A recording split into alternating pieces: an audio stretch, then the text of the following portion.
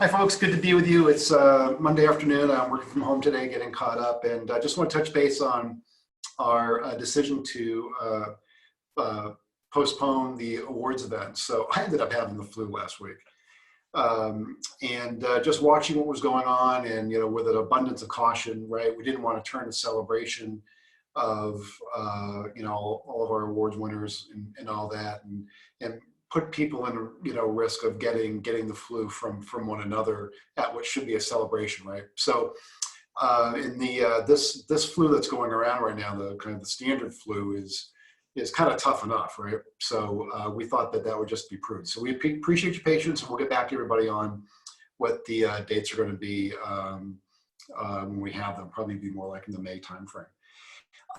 So on the marketplace, so we have seen a 90% increase in our boost activity. So we've seen a 90% increase in the click-throughs when our listing inventory is being boosted on social media, and consumers are actually clicking through into actually to view the listing. So again, if you're not boosting your listings, right, get with your support specialist, but please make sure you're doing that because it's going to pay off. And I think what you're seeing is another indicator of what's going to be a really super busy spring, which it's going to be an earlier spring, as we can tell today. Rates are going to go down again, so it's going to be a very competitive rate environment. And we're also seeing real solid wage growth now. And there's an article that I've attached that's in this flash report that kind of gives you a little bit of a view of the economy, and how the housing market, how the housing industry will react to the current economic situation. And so you're going to have lower rates and stronger wage growth, which means there's greater affordability. Though that's against the backdrop of having lower inventory. So I think buyers will actually have a little more room to maneuver as they start to find the properties that they want.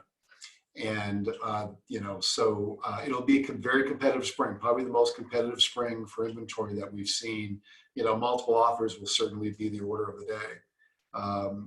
And I think it's very sustainable because, again, where you've got lower rates and increasing wage growth, then those are really good signs for a sustainable housing cycle.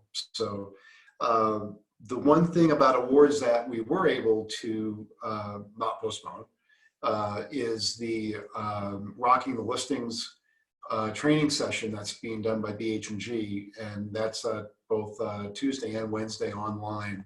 And all that information is with this flash report. If you can make time for it, I would definitely do it. I think anything that can help you with gaining listing skills and help you, round out your listing inventory is really time well spent right now. So if you can make those, that would be great.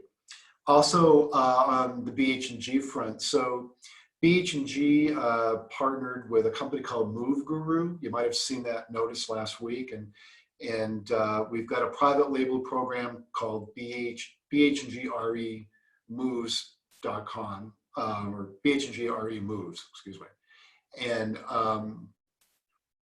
And basically what that does is Move Guru takes care of your cable connections, your utility connections, all that type of stuff. So also they'll get into local contractors and things like that. So it's kind of a one-stop shop for helping make the transition when people are moving, and probably take a lot of time away from off our plate as well. So they'll be training on that, but look for that. I think it's a cool program. We actually looked at it, a program very similar to it about 1.5 years ago, 2 years ago. We decided to wait.